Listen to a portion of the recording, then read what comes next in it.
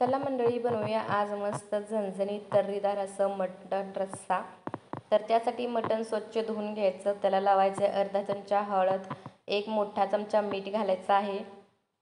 मी हळद मीठ लावून घ्यायचं आहे मटणाला। कुकरमध्ये तेल घेतले, त्याच्यामध्ये बारीक कट करून घेतलेला कांदा घालायचा। कांदा आपल्याला गुलाबी होईपर्यंत परतून घ्यायचा आहे छान। कांदा परतून झाला की घालायचं आहे हळद मीठ लावून घेतलेलं मटण।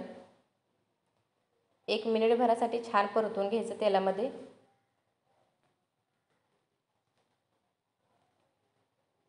मटण छान परतून झालं की एक खोलगट असं ताट घ्यायचं आहे, कुकरवरती ठेवायचं आणि ताटामध्ये पाणी घालायचं आहे, जेणेकरून आपल्या मटणाला सुद्धा छान पाणी सुटेल आणि आपली भाजी सुद्धा चवीला खूप छान लागेल। असं पाणी सुटल्यानंतर भाजी खूप चवीला लागते। लगेच तुम्ही पाणी घालू नका आणि ताटाचं पाणी गरम झाल्यानंतर मग आपल्याला ह्याच्यामध्ये घालायचं आहे। तर बघू शकता मटणाला छान पाणी सुटलेलं आहे। आता जे गरम केलेलं पाणी होतं ते आपल्याला रश्श्यामध्ये घालून अशाच प्रकारे डबल ताटामध्ये पाणी ठेवून आपल्याला मटण शिजवून घ्यायचं आहे। आता वाटण करण्यासाठी बघा, मी 2 कांदे, सुकं खोबरं, कोथिंबीर, जिरं, लसूण ह्याचं वाटण करणार आहे। तर कांदा आणि खोबरं आपल्याला गॅसवर भाजून घ्यायचं आहे, छान काळं होईपर्यंत भाजून घ्यायचं। आता आपण हे काळ्या वाटणातलं मटण बनवणार आहे। तर छान भाजून झाले। आता हे मिक्सरमध्ये छान वाटून घ्यायचं बारीक असं। मटणसुद्धा छान शिजलेलं आहे। आता अळणी रस्सा काढून घ्यायचा तुम्हाला लागेल तेवढा आणि आता काय करायचं, कढई घेतलेली आहे, त्याच्यामध्ये घालायचं तेल छान गरम झालं की घालायचं जिरं, करून घेतलेलं वाटण छान घालायचं, परतून घ्यायचं। वाटण 1 मिनिट भरासाठी परतून घ्यायचं। आता घालायचे पावडर मसाले सगळे। तर घरगुती चटणी असते ती घेतलेली आहे, तिखट तुमच्या आवडीनुसार।